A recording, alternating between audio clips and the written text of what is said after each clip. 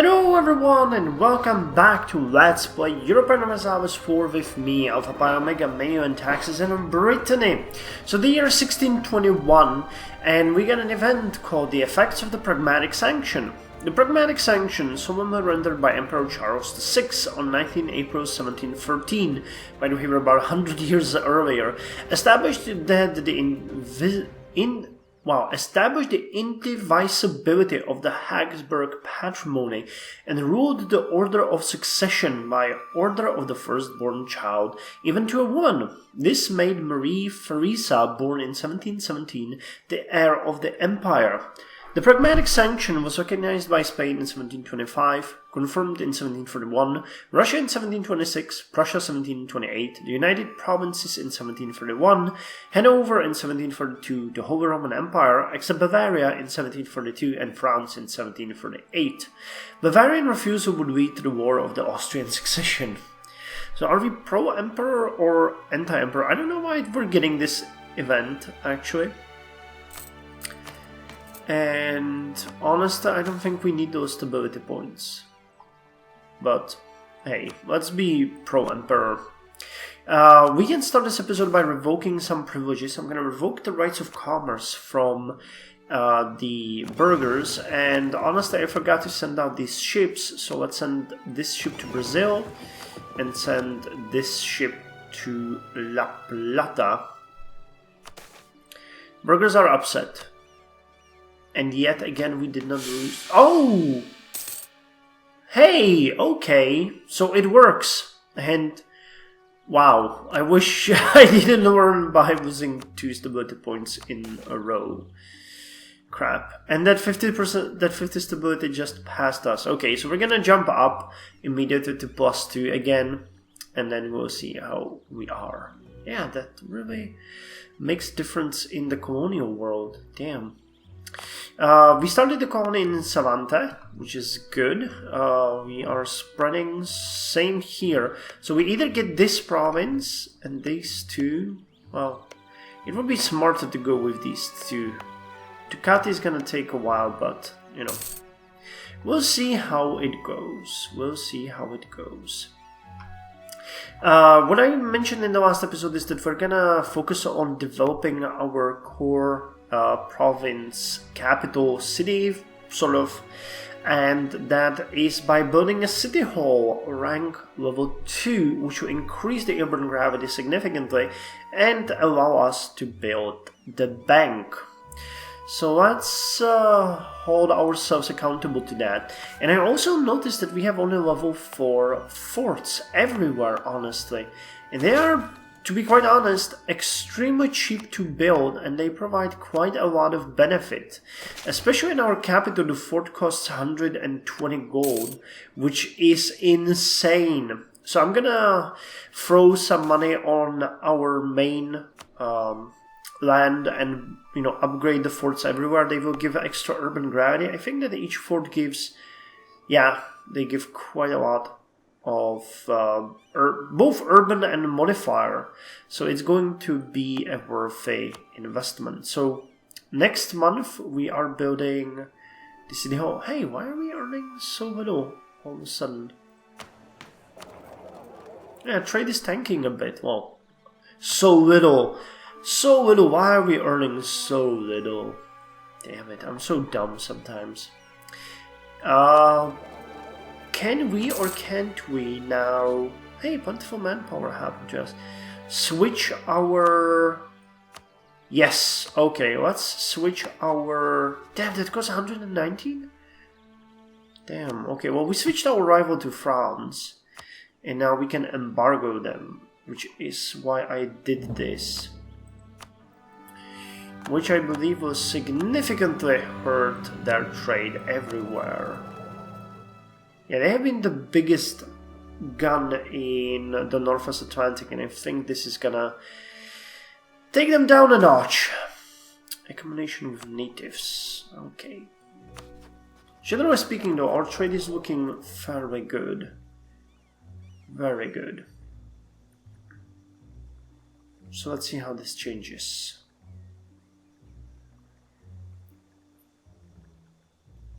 Come on. Recalculate. Yep, that changed quite dramatically. And that also changed... Wow, we are at 44 now. Jesus, Wow! We took away 300 from France, or maybe more, in their trade power. Holy crap. Well, suck on that, France. Suck on that. You want to play this game, we are not afraid of playing it with you. And we can build the fort... Oh, 180. Okay, I thought it was 120. But, yeah, you're not gonna get that much money anymore from anywhere. Fish will be produced in Tequesta, which is good. Eastern Seaboard, I think that's here, right? Yeah, how come they have... They have no colonies here. Why the hell did they get so much? Income is increased by 9.2%. Trade power. Yeah, they have no ships. They don't even have a trader here. Why the hell do they have... Oh, transfer for traders downstream. Okay, so from where are they transferring? From... They don't have anything in Cuba, do they?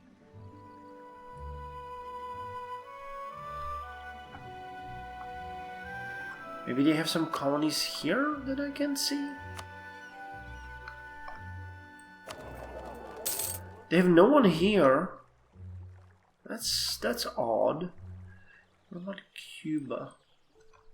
Or the Caribbean?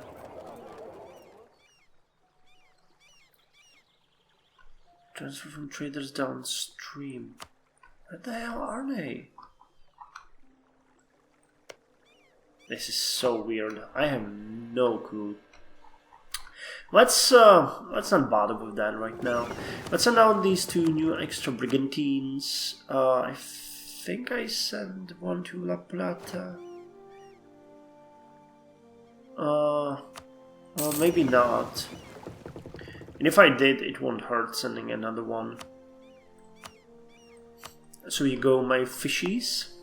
And we're gonna build the 2 forts. One in our capital. And we're gonna build one in Onis as well. That is Busboy 2 and you next, and then you guys. Awesome.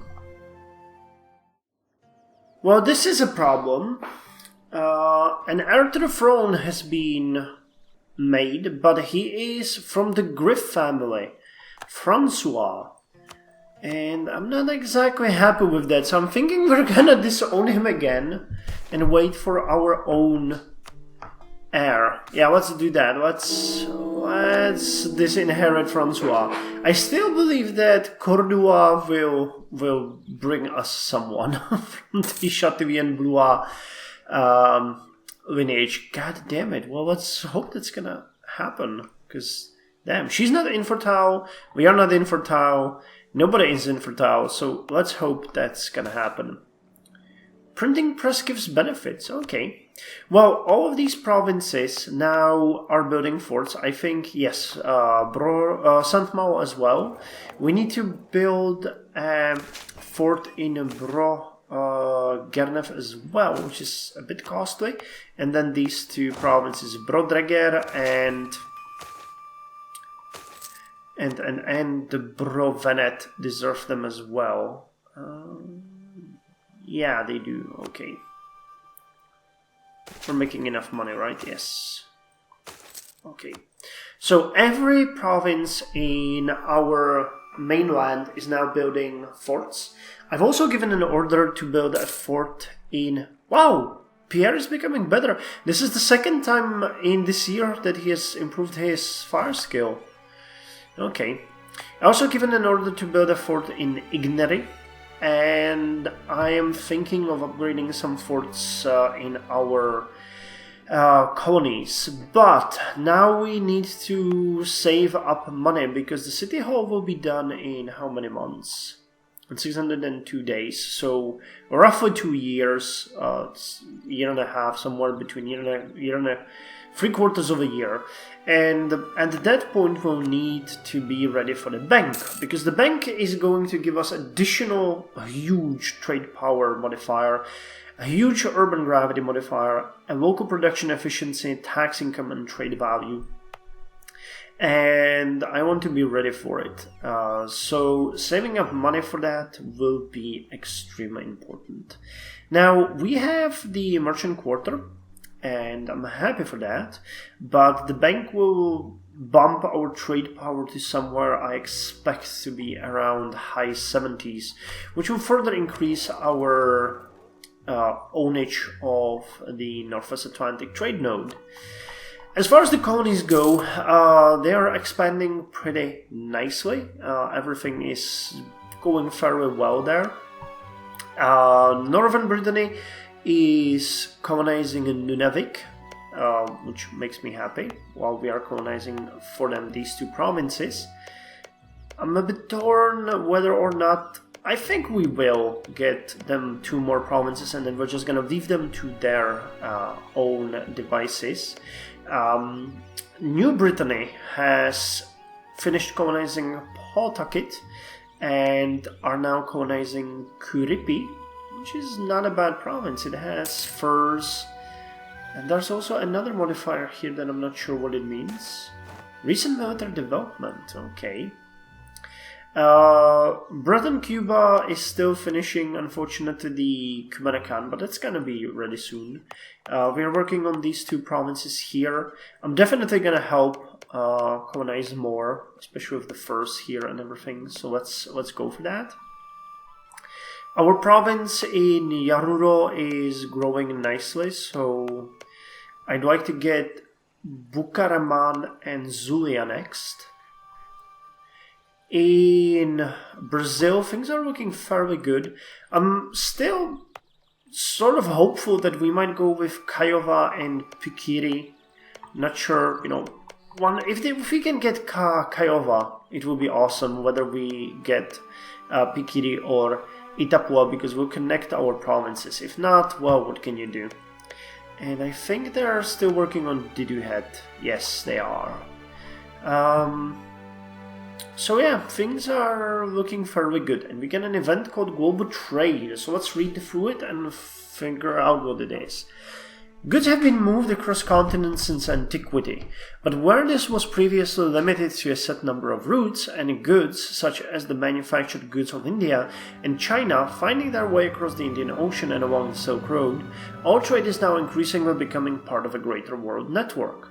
With the discovery of the Americas, sea routes around Africa and the crossing of the Pacific Ocean, local trade networks are being connected into one world-spanning interconnected web. Silver mined in the Andes is now being boxed and taken via Europe all the way to China and India. Iron mined and wrought in Scandinavia is being sold in West Africa by English merchants, and others are making fortune just distributing cloth and spices within the Southeast Asian trade sphere. Local Indian merchants are investing in future European trade ventures. It may still be early to speak of a truly global economy, but surely the first seeds have been sown. This changes everything. Global trade. Great. And where did that one pop up? Last time it was in Asia, and we never ever got the chance to have it. No, okay, this time. Wait, no. Oh yeah, it was in India. So it's actually good to see it spawn in Europe this time. Oyo is requesting military access from us. They are at war with Alvin, Hellas, Aragon. Nope, I'm not gonna help you. I'm not going to help you. We don't want fighting taking place in our provinces. By the way, you guys see that we have +2 stability again. So, I'm happy that it works. We are slightly below what we needed, but hey, it's actually pretty cool anyway. Growth of the perfume industry. Zaragoza. Incense will be now produced in Zaragoza. Perfume capital. Where is Zaragoza? I think it's like central... No, wait, it's in the north, right? Damn. I need to brush up on my... Oh wait, it's in Aragon. Okay. Zaragoza is producing incense. Archbishopric. Perfume capital. Okay, that gives no bonus. That's a bit weird, but... Okay, I'll bite. Well, that's awesome. Pierre IV is now cruel. I couldn't have hoped for anything else. So the unrest everywhere has increased as a result. Damn it. Well, we can now invest in a new technology, which is the observation method. In the late 16th century, several thinkers began searching for new methods of critical thinking. The work of Francesco Sanchez in 1573, about 50 years ago, and Bernardino Talasio in 1586, about 40 years ago, helped to encourage skepticism and described a method of observation to form conclusions that would later become the basis of inductive reasoning. So we can now build an opera house. Not that it matters, because our people just built nothing. Hey, you built something. Estates built something. Local fortifications. They built something here. Not in our capital, though. The people there are just not having it. They sleep with pillows full of cash and cover in duvets full of cash, but no. They're just not going to spend anything. Anyway, we are about 186 days away from being able to build a bank, and we don't have the money that we need. However, I started building a couple more cathedrals in the provinces that generated unrest. You know, in the hopes that we could curb it, but then we found out that our wish is cruel, and thus nothing we do will ever work. Anyway, can we revoke some privileges? No. Can we revoke some privileges from the lesser nobles? We could. What do they have? Oh, it's in the bureaucrat candidate. They have low tax exemption or high extra courtier titles. Let's cease issuing high courtier titles. It's gonna lower our corruption slightly more. I like the centralization increasing corruption, but I would have hoped that there would be a way to fight that, because we now have no chance of ever taking it down. We'll always be corrupt. Damn. Okay, so how are you doing? How you doing, lesser nobles? Do you like me, or are you gonna be pissy about it? Hey! Okay, they like me. Cool. Well, fuck.